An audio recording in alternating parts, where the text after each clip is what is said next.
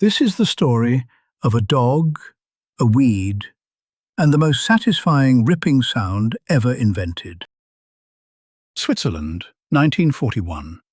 Engineer George de Mestral returns from hunting, covered in burrs, his dog also covered, and annoyed. Most people curse and pick them off. George put a burr under his microscope and gasped. Thousands of tiny hooks. The hooks grabbed anything with a loop: fabric, fur, hair. Nature had invented the perfect fastener. For free. George's idea? Copy it. Everyone laughed. A zipper made of weeds?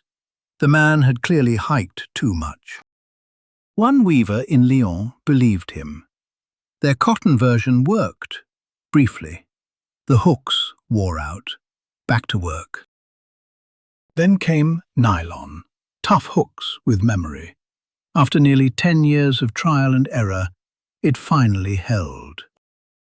He named it Velcro, velours plus crochet, velvet and hook, the French language doing the marketing.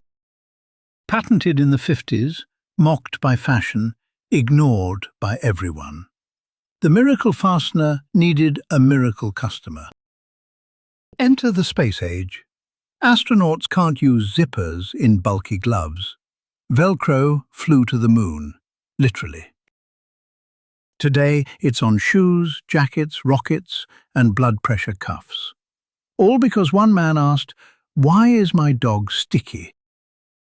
When nature annoys you, look closer. It might be a patent.